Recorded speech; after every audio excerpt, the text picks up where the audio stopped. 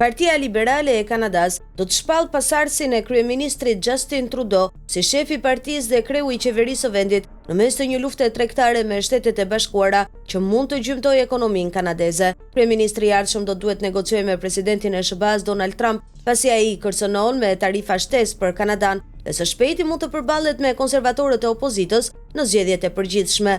Trudeau njoftoi në janar se do të riqej pas më shumë se 9 vitesh në pushtet, pasi vlerësimi i tij i pëlqimit të randjeshëm duke detyruar Partinë Liberale në pushtet të bëjë një garë të shpejtë për ta zëvendësuar atë. A është ideale në një rrethan krize dypalshe për ne? Mendoj se jo, por nga ana tjetër procesi po luhet brenda vendit ashtu siç duhet, tha Drew Fagan, një profesor në shkollën Mank të çështjeve globale dhe politikave publike. Ish bankieri qendror Mark Carney është kandidati kryesor me mbështetjen më të madhe nga anëtarët e partisë dhe më shumë para të mbledhura midis 4 kandidatëve liberal. Rreth 2/3 e kabinetit të Trudeau e mbështesin publikisht Carney dhe një sondazh i Main Street në fund të shkurtit tregoi se Carney kishte 43% mbështetje midis liberalëve krahasuar me 31% për rivalin e tij kryesor, ish-ministren e financave Chrystia Freeland. Freeland ka promovuar përvojën e saj në negociatat me Trump gjatë mandatit të tij të parë, por ka luftuar për dalluar veten nga Trudeau, pasi ishte një nga mbështetësit e tij më besnik për vite me radhë. Ajo u largua nga qeveria e tij në dhjetor pasi Trudeau u përpoq ta zëvendësonte dhe ajo kritikoi politikat e shpenzimeve të qeverisë së tij. Një fitore për Carney, 59 vjeç, do të ishte era e parë që një huaj pas fond të vërtet politik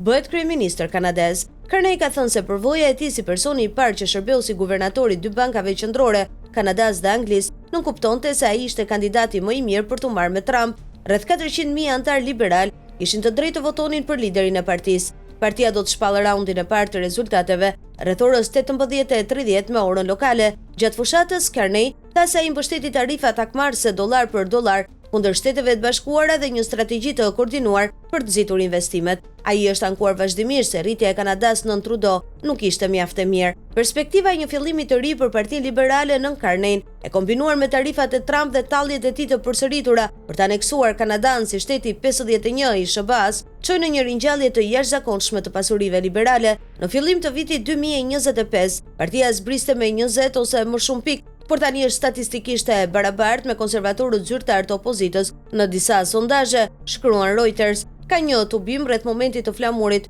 që nuk do ta kishin parashikuar kurrë një vit më parë. Unë mendoj se është ndoshta e vërtetë. Ndërsa ne flasim se liberalët janë shpëtuar nga harresa, tha profesori i politikës në Universitetin e Kolumbisë Britanike Richard Johnston. Pavarësisht se kush fiton, kryeministri i ardhshëm ka vendime të rëndësishme për të marrë menjëherë. Qeveria e pakicës liberale mund të përballet me një vot besim kur parlamenti të mblidhet përsëri në fund të marsit, duke shkaktuar potencialisht zgjedhje. Prandaj, ai ose ajo mund të vendosë të thërrasë zgjedhje të menjëhershme, duke shmangur të lashet e krijimit të një kabineti. Zgjedhjet duhet të shpallen jo më vonë se 20 tetori. Megjithatë, sondazhet tregojnë se as liberalët dhe as konservatorët nuk do të jenë në gjendje të formojnë një qeveri të shumicës. Carney mund të shërbejë ligjërisht si kryeministër pa një vend në dhomën e komunave, por tradita dikton se ai duhet kërkojë të fitojë një vend sa më shpejt jetë mundur. Në vitin 1984, John Turner nuk ishte ligjvënës kur u bë kryeministër, pasi fitoi një garë leadershipi liberal.